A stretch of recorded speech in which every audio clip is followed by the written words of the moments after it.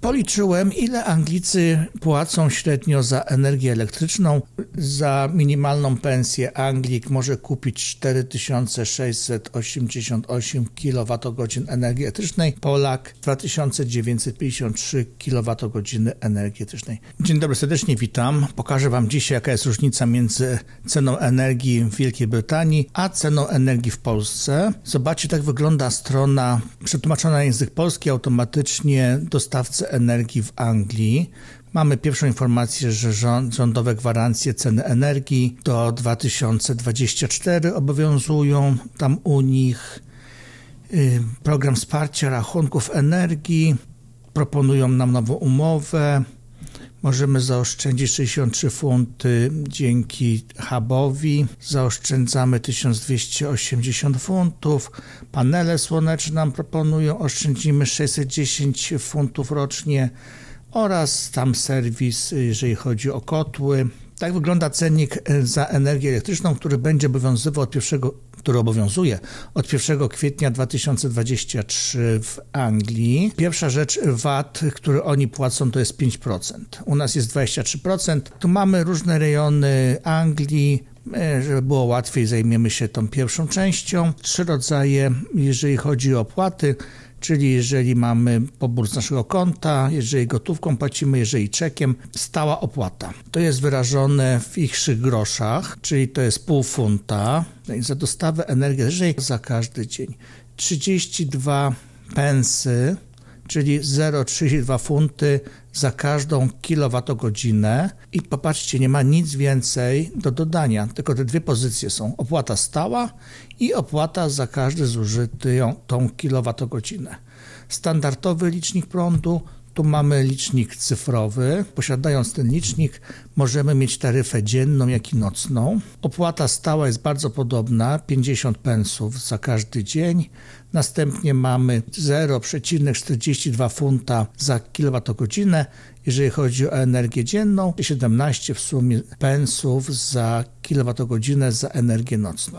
Przepisałem te rzeczy do Excela. Pierwsza sprawa to mamy cenę funta brytyjskiego 5,36 zł. Opłata dzienna pół funta, czyli 2,70 zł, co za 30-dniowy miesiąc daje nam 15 funtów, czyli 80 prawie 1 zł już z podatkiem VAT. Tyle płacą Anglicy za opłaty stałej. Trochę więcej niż u nas. Za kilowatogodzinę płacą aż 72 zł po aktualnym kursie. Jeżeli rozbijemy to na taryfę dzienną i nocną, dzienna kosztuje aż 2,28 zł, przeliczając na złotówki, a nocna 91 groszy. To są już ceny, do których dopłaca rząd brytyjski. To nie są ceny takie do końca czyste, komercyjne, aczkolwiek Anglia nie ma takiego czegoś jak ceny uzgadniane przez URE.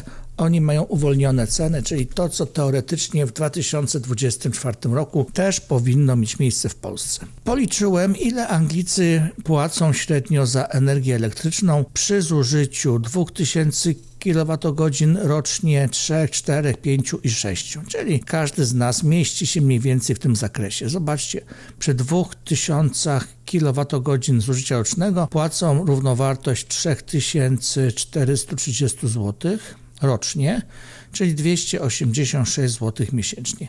To podobno jest takie średnie zużycie w blokach mieszkalnych w Polsce energii elektrycznej. Jeżeli weźmiemy pod uwagę większe zużycie, 5000 kWh, to jest 8576 zł rocznie, czyli 715 zł miesięcznie, no i przy tych 6000 to jest 858 zł miesięcznie. Opłata stała 971 zł rocznie, 81 miesięcznie. Porównajmy to do płacy, jaka jest w Anglii. Jeżeli chodzi o średnie zarobki, skorzystałem ze strony internetowej, gdzie jest informacja, że w 2023 roku płaca minimalna w Anglii na rękę, czyli netto, to jest 1500 funtów miesięcznie, a średnie zarobki w Anglii w 2022 roku to według tej strony internetowej było 2424 funty miesięcznie.